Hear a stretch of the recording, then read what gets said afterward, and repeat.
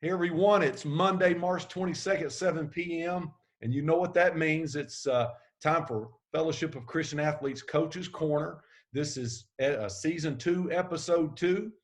Before we get started, Billy Graham always says that one coach can make more impact on young people in 1 year than most people can in their entire lifetime.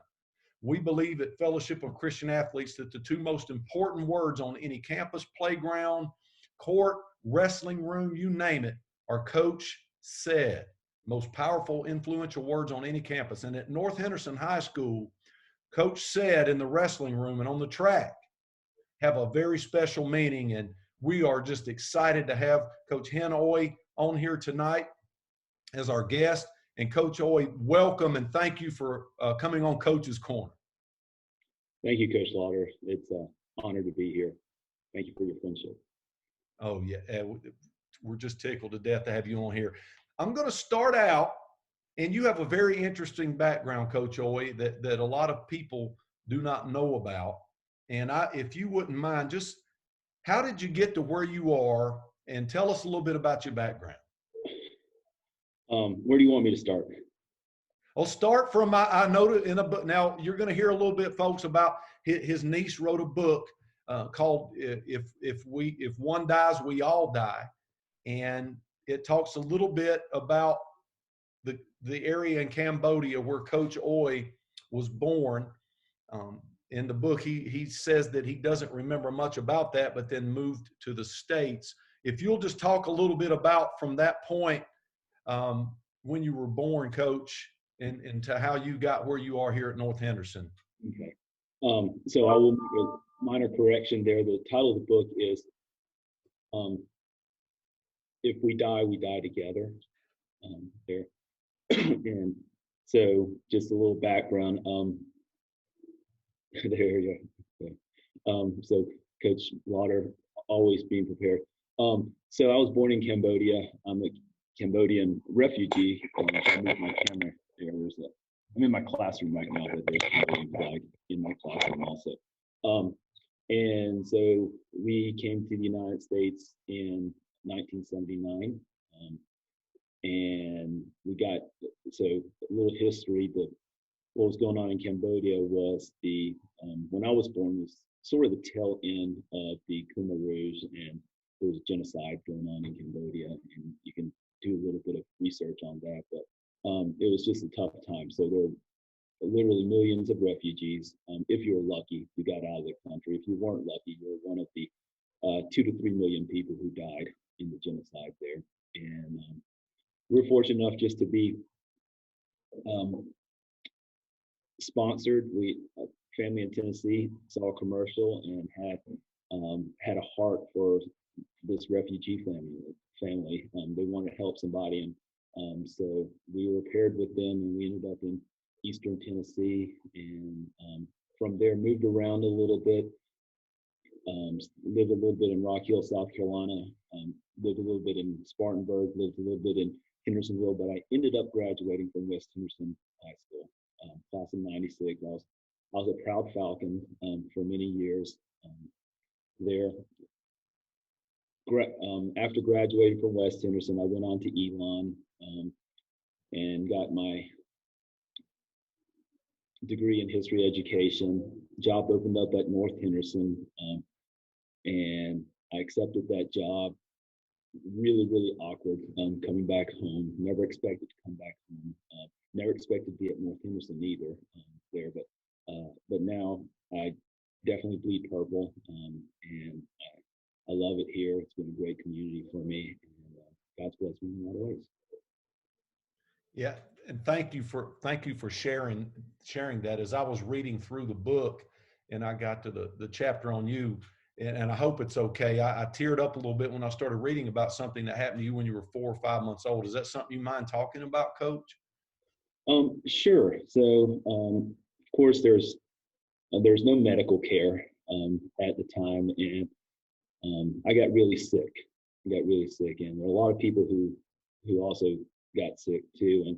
And my family, I've got 3 brothers and 2 sisters who are with me, but what a lot of people don't know is I also have two sisters and a brother who died before I was born too, and it's either from malnutrition or lack of medical care or a lot of other reasons there. But anyway, I got really sick, and so they took me to a healer, and what they did is they took incense, burning incense in the fire, and put it on my skin.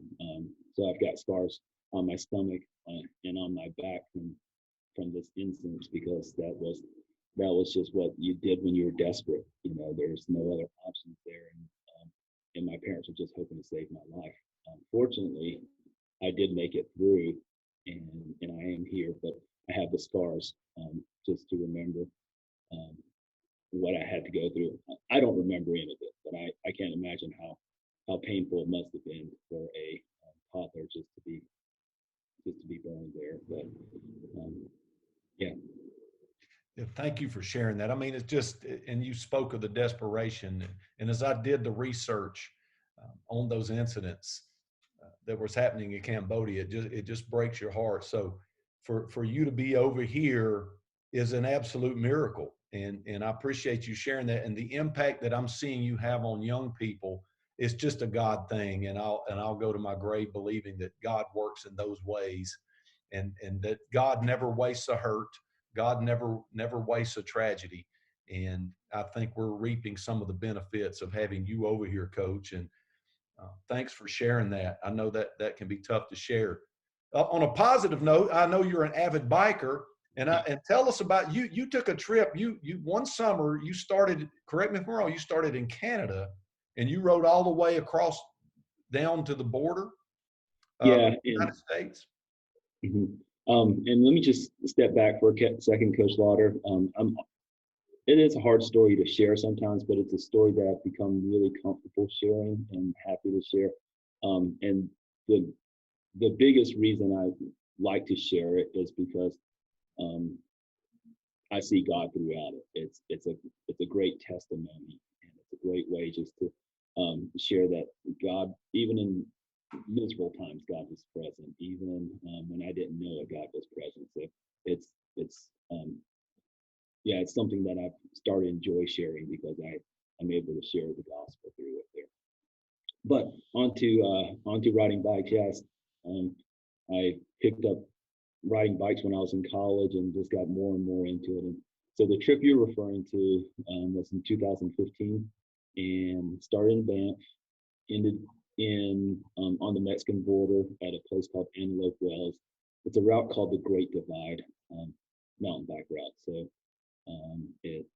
I can't remember how long it is, but it took me about 4.5 weeks to complete it, and just a great trip. And also another trip where, again, great things happen, not because of who I am or anything like that, but just because God was present, and he put really cool people in my path. Well, that makes me admire the physical shape here. And I know if I had to ride a bicycle to my mailbox down at the end of the drive and back up that hill, I would be winded. For you to ride a bicycle that far is just incredible, and just a testament to your physical endurance as well as your mental endurance. And Well, I think it's a testament to my stubbornness, and people that once I get my mindset on something, it's hard to change it, and you know, and so I wasn't going to quit, and I stuck in this mindset that I've got to go. no doubt. So what made you choose to, I know you got into education, but we all have our story about coaching. What made you choose coaching? What made you choose to coach? I I started wrestling, and I ended up being good at it. It wasn't even something I wanted to do, but I ended up being good at it. And so there weren't many opportunities to continue in wrestling beyond school unless you were coaching, or unless you were really, really good. And I was not really, really good. I was pretty good, but I wasn't good enough to continue beyond school. So it gave me a chance to continue in the sport. And the other reason I got into coaching is when I think about like my time, I played 3 sports in high school.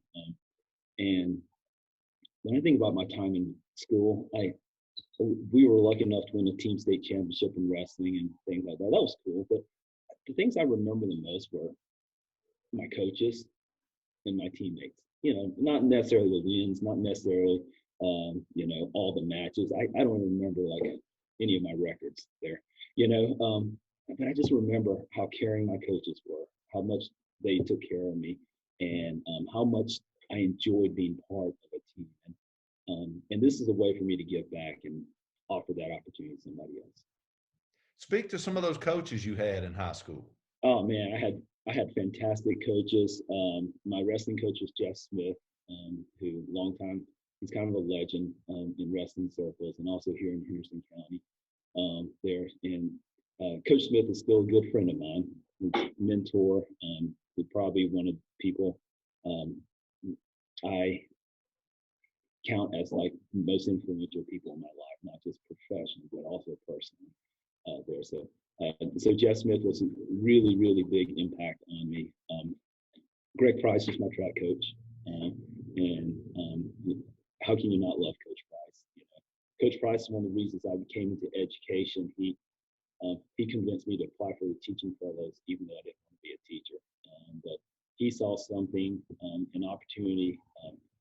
God put it on his heart. Coach Price is a Christian also, that to make me apply for the scholarship I didn't want. I ended up getting it and accepting it and things like that. So he was a big influence there. Tom King was our track coach the senior year. He's still teaching over at West Henderson. And just all these people who really were good coaches, but also really loved well. And that's something I want to carry forward. Boy, you just reinforced the quote, coach said is so powerful.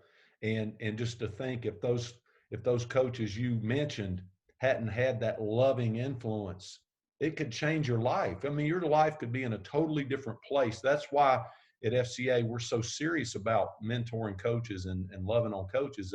It's funny, I coached football with Jeff Smith a couple of years when I first got into teaching when he was at Hendersonville High School. And Right. when I coached track, I coached against Coach Price and Coach King, and Yeah. you're exactly right. Those are three wonderful men, and the impact that they had on young people is going to go on for generations. Yeah. Coach Smith's still the person, like, if I have an issue with my house, I call him. If I have questions with wrestling, I call him. He's still somebody I can reach out to. So really, really awesome guy. He sure is. I agree with everything you said. Just salt of the earth and a master craftsman, carpenter kind of guy. So yeah, man, you need something done with your house, you're plugging him right there. Um, Coach? What's a win for you as a coach? What is a win? Uh, you know, it's just, I thought about this question. It's the same win that I have in the classroom, is when somebody gets it. I love it when a student struggles with something and then you can see the light turn on in their head.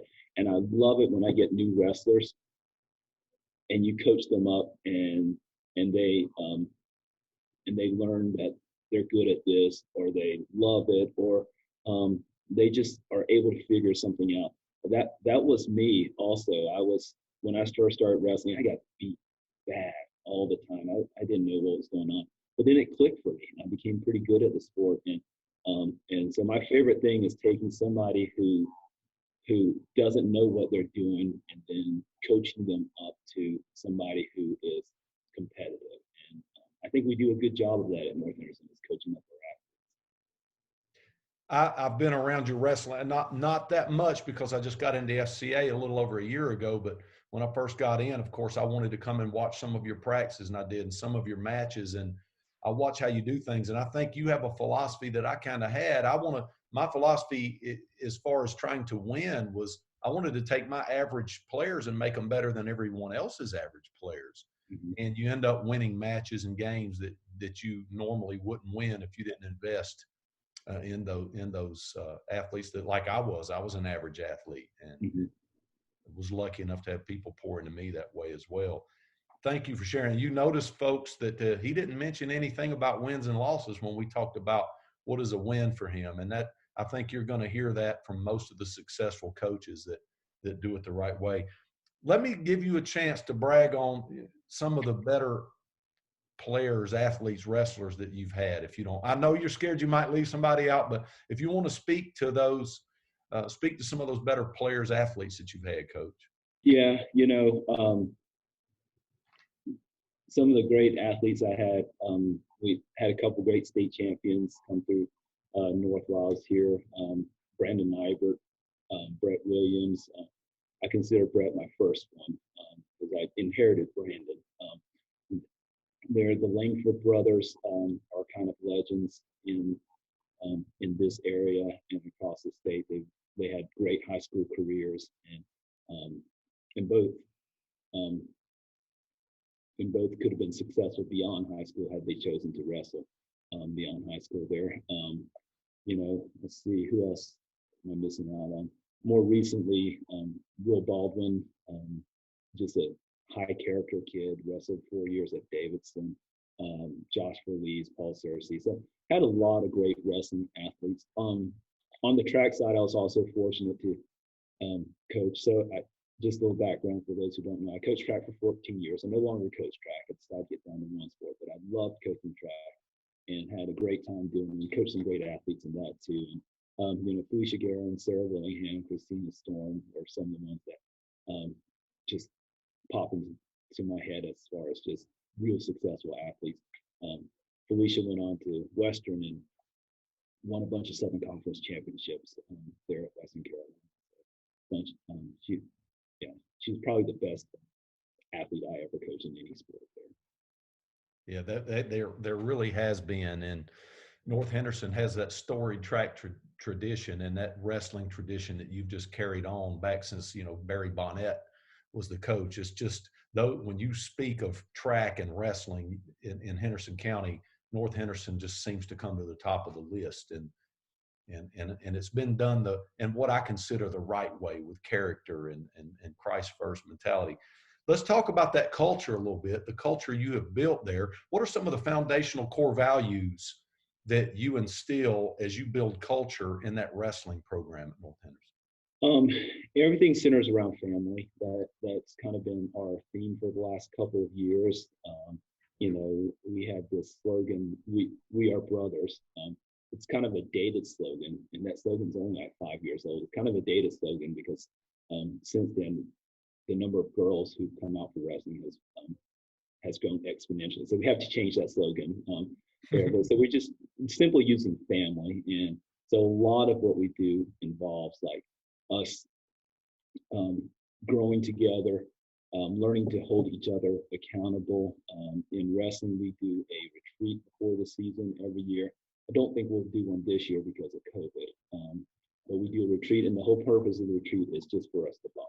So we'll go somewhere and maybe spend a night or maybe spend a full day doing team building things there.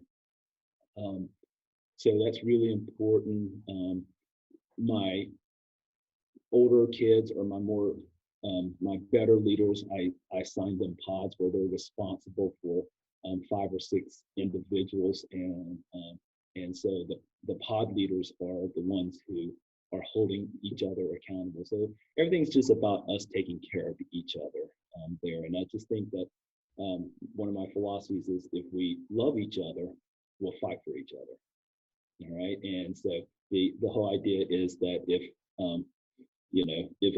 it's a close match and you look over and you see your teammates over there cheering for you, and you want to win, not just for yourself, but you want to win for those people on the bench who you love and who love you back. And that's, you're going to fight for something you love. And that's what we want to build, is this culture of family. Well, that makes so much sense. I have one daughter that's 21, and I think back what you just said when she was first born.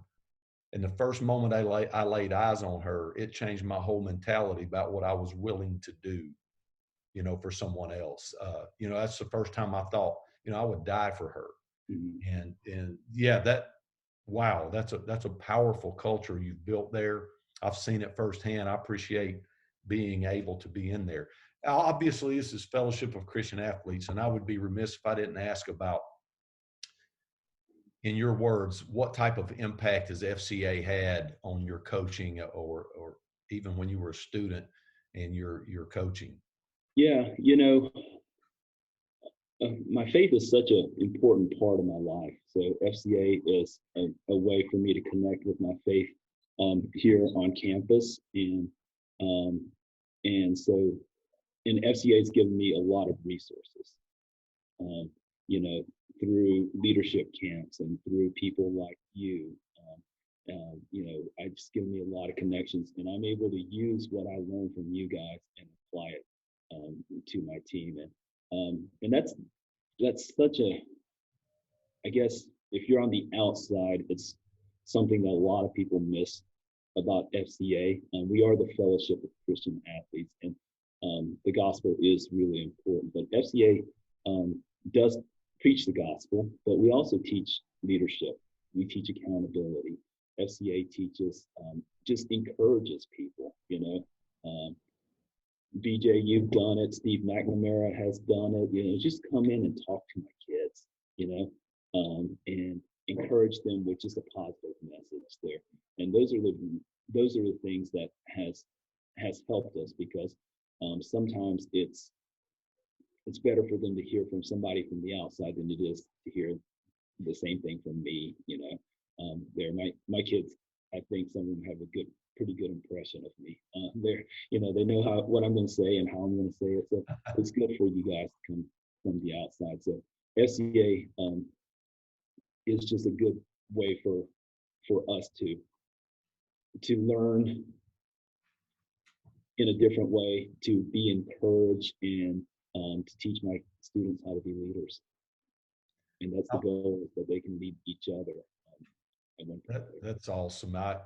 Last year you had Bobby Schreiner came in, who's probably, he might be the most legendary high school wrestling coach in the state of North Carolina, and he has an FCA wrestling ministry. And I was privileged to come in and watch him operate with your team last year. And you talk about FCA resources. Man, what a resource for a wrestling coach. You want to speak about him for a second? Yeah. So Bobby Schreiner's, again, good friend of mine, personal hero, and he is a legend. When you talk about legends of coaching in North Carolina history, Coach Schreiner is up there. He won multiple state championships at Orange High School, but the great thing about Coach Schreiner is, if you talk to him, he's just so humble, you know, and he doesn't talk about his successes there unless you pry it out of him. He just talks about, like, this opportunity that God has given him. And, you know, coaching was an opportunity. Coaching was just to teach and just to mentor and things like that. So when he retired, he joined FCA Wrestling. And so he's full-time with FCA Wrestling now. He actually has worked his way into, like, an unofficial chaplain role with the UNC wrestling team.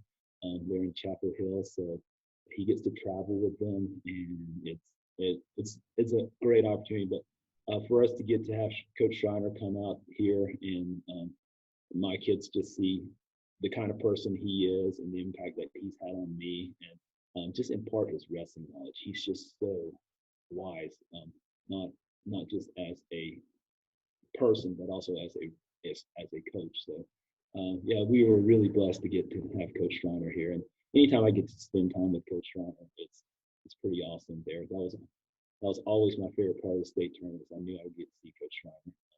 Yeah, he was so impressive to watch in there, and it's just great to see coaches that prove that you can be tough on kids and win, and still have those Christian values, and still have those character traits that you look for. So any young coaches out there, that's a good way to model it. And if you see behind me, FCAcoachesacademy.com is free, and that talks about three-dimensional coaching, and some of the stuff Coach Oy was talking about, the retreats with his team and building that family atmosphere.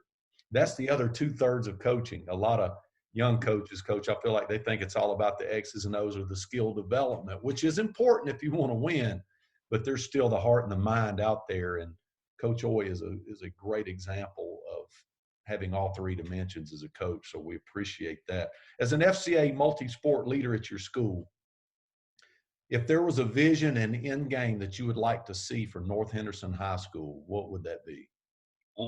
That I'm not involved anymore. Well, not that I'm not involved, but that that the club is self-sufficient, student ran, student led, We've got a great student leadership core, but not, if I had a vision, it's just that we have students operating things. We've got students doing Bible studies for sports. There, and we're able just to branch out and be all over this school, but student led, because I don't have the time to be part of everything, and I'm also like I'm getting older too, so I don't have the relational connections with these kids. But you know what? If we can build leaders and they can mentor each other, that's really the end there. And I think that's what I want to do with wrestling too. Is where these kids can, if I had to miss a practice, they could run practice by themselves, and we could do that. And but that's what I'd love to see with FCA here. Yeah, I tell people all the time, you like you're reading my notes. I feel like in FCA, my goal is to work myself out of a job to where it's all, disciples making disciples, and student led. And there are some wonderful student leaders at North, and we're, our goal is to help you guys. Help us identify, and we equip and empower them, Coach. Before we close out, we're getting toward the end of our time together. I always like coaches to give advice to parents of athletes or young athletes parents or young athletes that might be watching this. Coach, give them some advice. All right. We'll start with young athletes there. And we've touched on this also. A couple of notes I wrote here is your value is not in your stats or in how many wins or losses you have. That's just what just want to remind kids of that there.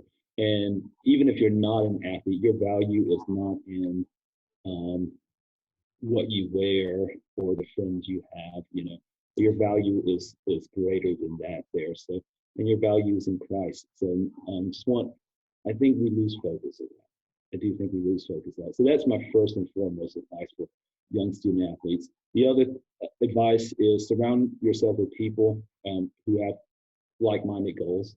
If you want to be a successful athlete, you want to surround yourself with people who are going to support those goals there and not going to distract you. If you want to go to college, I think back to when I was in high school, and I didn't realize this, but all my friends were friends who we all had the same goal. All right, we wanted to go to college, and my best friends now, we also all wanted to get out of Hendersonville, and all three of us went to college somewhere kind of far away there. So those, we had the same goals. We never talked about that, but I just realized that one of the reasons I ended up where I was because I had friends who had similar goals to me. Have high expectations for yourself, but be willing to make mistakes. All right, be willing to fail. Put yourself out there. All right, that's the only way you're going to learn and you're going to grow is if you go out there and make a mistake and you fail there. And then just realize that you only get this opportunity one time. All right. So maximize the opportunity that is given to you here in high school. There, it's going to fly by, and I don't want to go back to high school, but I do cherish the good times I had being on the wrestling team and on the track team and running cross country there. So maximize those opportunities. Play 3 sports. Be a part of this because you're never going to get through it. For parents, I guess my advice is be supportive and loving. Okay, the kids are under a lot of pressure. They got to make good grades. They got to get to practice. There's the social pressures. Be supportive of them there, and because they need it. They're stressed probably, and so be supportive of them. There, very few students are going to compete beyond high school. Even fewer are going to get scholarships. So let them embrace this opportunity. Let them have fun. Encourage them to be the best they can be, but also let's be realistic. If you're 5'6", you're probably not going to make the NBA. And just let's be realistic. But that said, again, the value is not in a scholarship. The value is not in winning and losing. The value is in them learning important things that they can use the rest of their life. Managing responsibility, being able to work with other people. They're learning to persevere when things are hard. Those are the things that make high school sports important and valuable to students. So, um, yeah, just keep in mind the big picture. Well, that's great advice. And I read a stat I was reading the other day. In Division I college basketball, there are approximately 1,700 scholarships a year for the entire nation, and that's including JUCOs and people that transfer and coming out of high school. So you're right, Coach. That's like winning the lottery. So that I love what you said. Your value's not found in that. And hey, Coach, I'm going to pray us out of here, if that's okay. Please do. And is there anything else you'd like to say before we pray and end? No, just, thank you for anyone who's watching this. And if you're somebody who I know, I appreciate you. I've received a lot of love and support the last couple of months. My father passed away.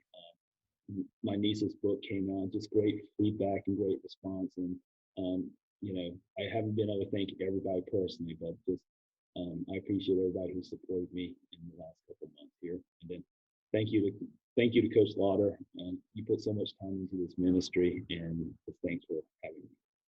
Well, thank you. Well, I'll pray us out real quick, and then next Monday night we'll be right back here. We're going to try to do 10 episodes of season 2, so this is episode 2. Thank you, Coach. Let me pray us out. Dear Lord, we just thank you for a man like Coach Oy that would be bold enough to allow Christ into his program, dear Lord, that would empower and equip and empower these kids to lead FCA, dear Lord, to where we can step back and it be student-led. That's our prayer for North Henderson High School, that student leaders would emerge, and dear Lord, we could train them to make disciples that make disciples to make disciples. Thank you for Coach Oy and the impact that he has at North Henderson. Coach said is a special thing at that school. Thank you for the administration at North Henderson that's bold enough to allow FCA access, dear Lord, and we just pray a blessing on that whole North Henderson community, dear Lord. In Jesus Christ's name, I pray, amen. Coach, thank you so much for getting on here with us, and we look forward to catching up with you again sometime. Appreciate it. See you later.